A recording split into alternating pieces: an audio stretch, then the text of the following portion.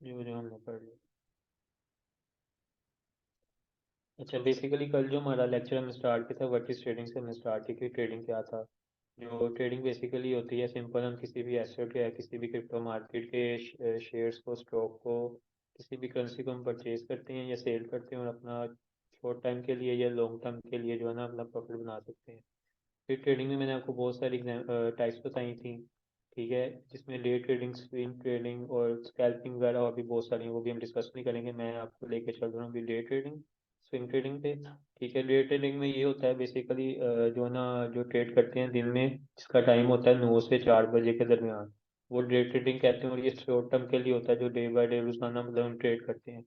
Swing trading में ये होता है कि जब आपने लॉन्ग टर्म की ट्रेडिंग करनी हो, ठीक है, लॉन्ग टर्म आपने एसेट होल्ड करना और प्रॉफिट बनाना हो, तो उसको स्विंग ट्रेडिंग में आ जाता है। फिर उसमें मैंने बेनिफिट्स बताए आपको ट्रेडिंग में, इधर मैं ऐड कर देता हूँ साथ।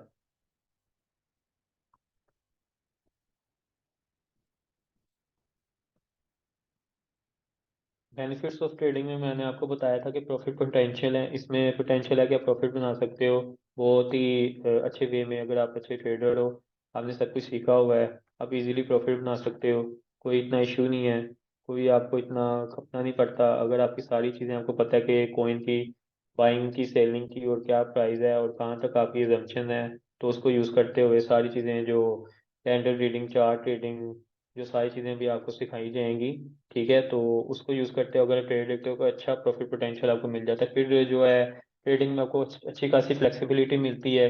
कभी भी आप किसी किसी एसेट के जो शेयर्स हैं उसको बाय कर सकते हैं, सेल कर सकते हैं, किसी भी कॉइन को उसको सेल करके बाय करके आप अच्छे से प्रॉफिट बना सकते हैं, लॉन्ग टर्म के लिए भी शॉर्ट टर्म के लिए भी। फिर मैंने आपको बताया था कि इकोनॉमी का एक अच्छा वे भी है। आप जब भी पाकिस्तान में, आपको पता है जो अभी हालात बने हुए हैं, तो आपके पास किसी भी एक इंटरनेशनल जो कि स्टेबल करेंसी हो, उसका उसमें अर्निंग होना बहुत लाजमी है।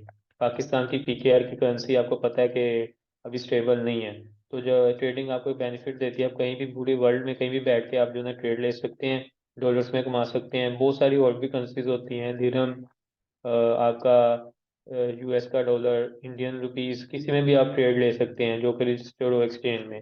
तो बेसिकली ज़्यादातर जो है ना लोग यूएसडीटी में ही करते हैं, तो हम भी उसमें ही लेके चलेंगे, क्योंकि उसमें अच्छे से जो है ना कल को जो है ना आपके कॉइन्स वगैरह सेल परचेज हो जाते हैं जब आपने बाई किया, और अच्छे से अंडरस्टैंड हो जाती है। क्योंकि एक यूएसडीटी जो डॉलर है, एक अच्छी स्टेबल और ऑल ओवर द वर्ल्ड एक करेंसी ऐसी है कि जिसमें सब में आप जो है ना उसको डील कर सकते हैं उस करेंसी को। फिर मैंने आपको लास्ट में बताया था कि इसमें आप इजी टू बाय है, आपके पास एक इजी ऑप्शन होती है, आप कभी भी एसेट्स को बाय कर सकते हैं, कभी भी सेल कर सकते हैं। आपके ऊपर ये बर्डन नहीं होता कि अभी आपने बाय करना है या अभी सेल करना है। आप कभी भी मार्केट में बैठें, कभी भी किसी को इनके एसेट को बाय करें, सेल करें, ये आपके ऊपर है, बहुत ईजी है। फिर मैंने आपको लिक्विडिटी का बताया था, लिक्विडेशन का बताया था कि जब भी आप किसी कॉइन की शेयर्स को परचेज करते हैं तो आपको एक लिक्विडेशन प्राइस दी जाती है। अगर आपके जो कॉइन की ट्रेड है जो लिक्विडेशन से एक्सीड कर जाए, तो आपका वैलेट जो है उसमें खाली हो जाता है। उसको मैनेज करने के लिए सारी चीज़ें जो मैंने आपको बताई, ठीक है, उसका ओवरव्यू दिया। फिर उसके बाद आज का जो लेक्चर है, हमने उसमें स्पोर्ट ट्रेडिंग के बारे में पढ़ा। स्पोर्ट ट्रेडिंग का मैंने बताया आपको कि स्पोर्ट ट्रेडिंग में ये होता है कि आप जब भी ट्रेड करते हैं, जब आप एक पार्ट टाइम कर सकते हैं, आपने लॉन्ग टर्म के लिए किसी कॉइन में इन्वेस्ट करनी है, इन्वेस्टमेंट करनी है, आपके पास वैलेट है $10,000 का, $100 का, $200 का, जितना भी है, तो आप किसी भी कॉइन के एसेट्स को बाय कर लेते हैं, उसको होल्ड करते हैं। होल्ड करके जब आपका प्रॉफिट गेन हो जाता है, ग्रैब कर लेते हैं, तो आप उसको सेल करके अपना प्रॉफिट जो है गेन कर लेते हैं, ठीक है, ग्रैब कर लेते हैं अपने प्रॉफिट को। स्पॉट ट्रेडिंग बेसिकली ये होता है।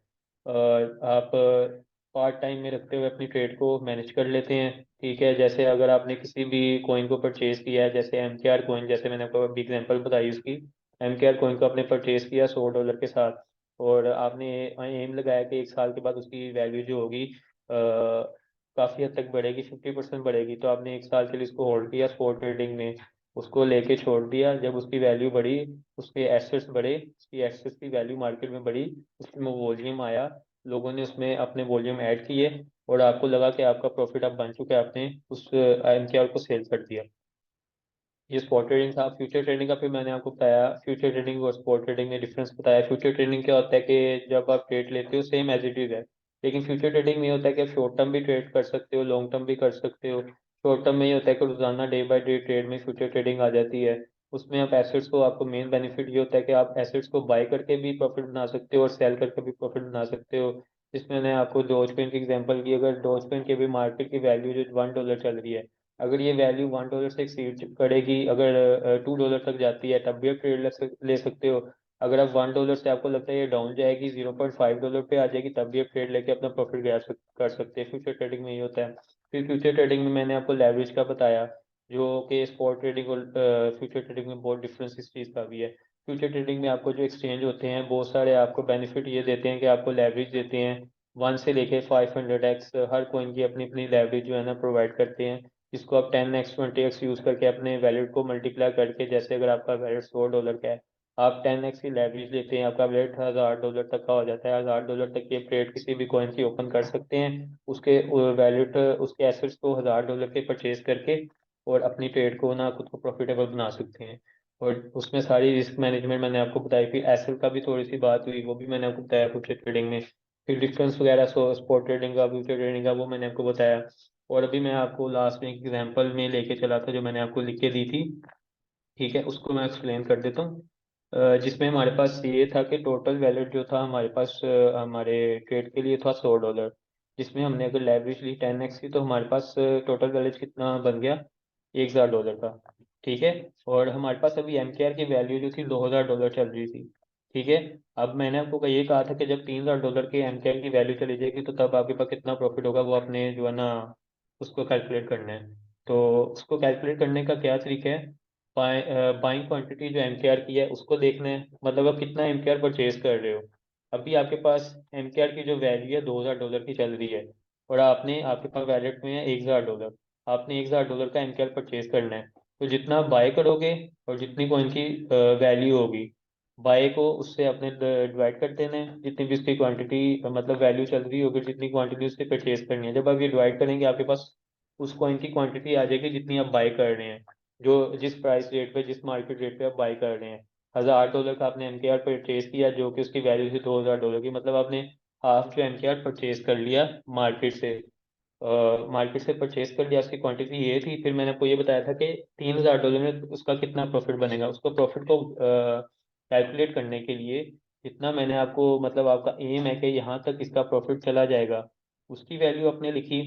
ठीक है। और जितनी क्वांटिटी आपने बाई की है MKR की, वो लिखी, उसको मल्टीप्लाई जो करेंगे, जब आप करेंगे, तो आपका जितना प्रॉफिट बनेगा $1500 वो आपके पास आ जाएगा।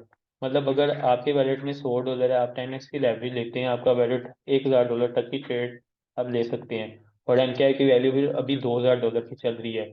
अब जब $3000 की MKR की वैल्यू चली जाएगी, तो आपने ये कैलकुलेट करना है कि आपको $2000 से $3000 तक MKR की कितनी प्रॉफिट आपको मिला है। ये सारी चीजें जो मैंने आपको बताई हैं, ये उस प्रॉफिट को कैलकुलेट करने के लिए मैंने आपको बताई है। अगर इस एग्जांपल में आपको किसी को समझ ना आई हो किसी भी पॉइंट में, तो मुझसे अभी पूछ लें, मैं उसको दोबारा एक्सप्लेन कर दूं।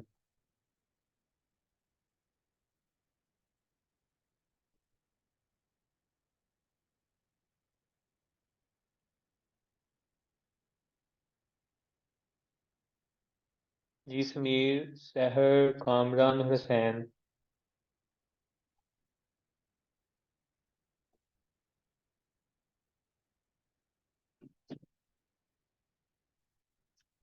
चैट में किसी का क्वेश्चन है?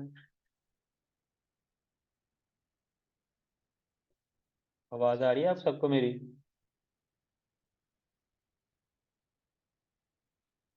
हेलो।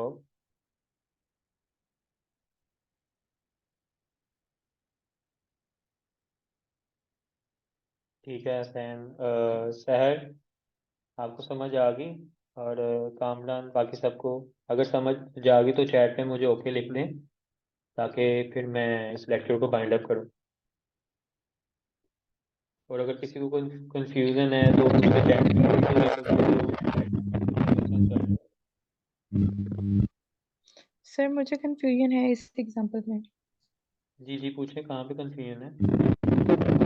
सर देखें जैसे कि 2000 का जैसे आपने कहा कि ये है कॉइन फॉर एग्जांपल जी जी पहले जी से है इसकी प्राइस। और अम, हम बाद में जब इसको सेल करते हैं तो 3000 में हुआ सर अगर हम इसका ओवरऑल इसको देखें कि 50% इंक्रीज हुआ है ना। $10 अगर हम रखते हैं, अगर उसको हम दोबारा सेल करते हैं तो जैसे वो 1% इंक्रीज हुआ है, इसी तरह से मैं अगर हम थोड़ा सा इसको करेंगे तो थोड़ा सा बात $50। आपका ना माइंड में थोड़ा सा मिसकंसेप्शन हो रही है। हमने 50% प्रॉफिट नहीं गेन किया, हमने 50% उसकी क्वांटिटी परचेज की है। ठीक है, $2000 की टिकट उसकी प्राइस थी, आपने $1000 का उसको परचेज किया, मतलब उसकी हाफ क्वांटिटी आपने परचेज कर ली। अब जितनी भी वैल्यू उसकी बढ़ेगी ना, $2000 से $2500 हो जाती है, $3000 हो जाती है, $4000 हो जाती है, जितनी क्वांटिटी आपने परचेज की है उस क्वांटिटी को जब ड्यूरिंग जो अब भी उसकी वैल्यू चल रही होगी उससे मल्टीप्लाई करेंगे, तो जो आपकी ट्रेड का प्रॉफिट बनता होगा वो उसकी वैल्यू आपके पास आ जाएगी। ठीक है, ये सिंपल वे में मैंने आपको बता दिया। आपने गेट कर लिया पॉइंट को? अगर फिर भी कंफ्यूजन है तो आप मुझसे पूछ लें साहब। नहीं सर सॉरी, मुझे मतलब आप कह रहे हैं कि हमने उसकी जो क्वांटिटी जो ली है वो $1000 है, जी जी, लेकिन बाइंग एक क्वांटिटी $1000 है। प्राइस ऑलरेडी $1000 है, तो हम $1 में $1000 उसको कैसे बाय कर सकते हैं? आपकी आवाज़ कट रही है, दोबारा से रिपीट बताएं आप। सर मैं ये कह रही हूँ कि आप कह रहे हैं कि हमारी जो बाइंग क्वांटिटी है वो 1000, एक चीज की प्राइस ऑलरेडी $2000 है, तो हम $100 में उसको $1000 कैसे परचेज कर सकते हैं? वो तो इसकी तो क्वांटिटी तो लेवरेजेस लगाने के बाद इंक्रीज हुई है, अगर प्रॉफिट बनता है तो उससे पहले कैसे? उससे पहले नहीं है, जब आप लेवरेज यूज़ कर देते हैं ना तो आपका वैल्यूड ऑटोमेटिकली जो है ना वो मल्टीप्लिकेशन होकर उसकी ट्रेड लेता है। मतलब अगर आप लेवरेज नहीं यूज़ करते तो $100 की ट्रेड आपकी होगी यूज़, तो आप जो एम के आर है $100 का परचेज कर रहे हैं। तो अगर आपने $100 की क्वांटिटी एम के आर की देखने का कितना बाय कर रहे हैं, तो $100 डिवाइड बाय जो भी उसकी वैल्यू चल रही है मार्केट में जिसमें आप एंट्री ले रहे हैं, मतलब यहाँ पे $1000 की जगह जो है ना मैं $100 कर दूंगा। ठीक है, तो $100 डिवाइड बाय जितना भी आंसर आएगा वो आपकी क्वांटिटी होगी एमकेआर की। ठीक है, और जितना भी प्रॉफिट गैप किया आप इसको यहाँ पे चेंज कर दोगे, आपके पास वो प्रॉफिट आ जाएगा आपका। ठीक है, अगर आप लेवरेज यूज करते हो तो जितनी भी लेवरेज यूज करोगे उस हिसाब से आपका वैलेट भी मल्टीप्लाई होगा और आपका प्रॉफिट भी मल्टीप्लाई होगा। यही मेन डिफरेंस है स्पॉट और फ्यूचर ट्रेड में। मैं यही कह रही हूँ, देखिए ना, जैसे बाइंग क्वांटिटी हमने $100 की बाई कर रहे हैं और इस टाइम पे उसकी प्राइस ओवर 1000 आपने लिखा है, ठीक है।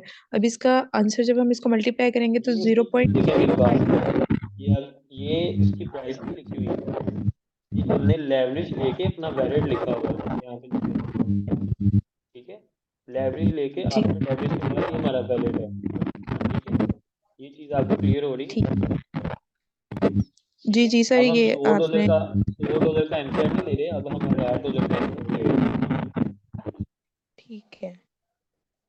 ठीक है, अगर आप एमकेआर की क्वांटिटी देख रहे हो ना, जितना आपका फाइनल वैलिड होगा ना उसको देखते हुए देखें आप। समझ आ गई है बात आपको? जी सर।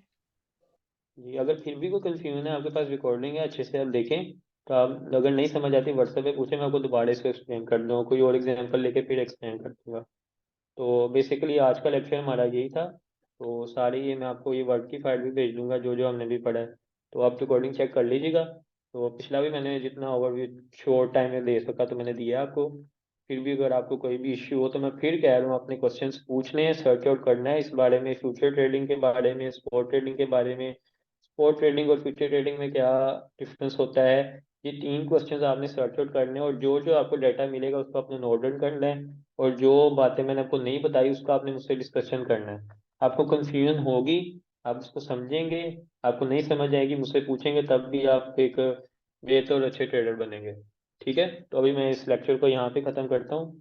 तो इंशाल्लाह मिलते हैं नेक्स्ट लेक्चर में। अगर आपको कोई भी क्वेश्चन वगैरह हो तो मुझसे पूछ लीजिएगा। अगर तो मैं लेक्चर को भी यहाँ पे ख़त्म करता हूँ। मैं पहले रिकॉर्डिंग बंद कर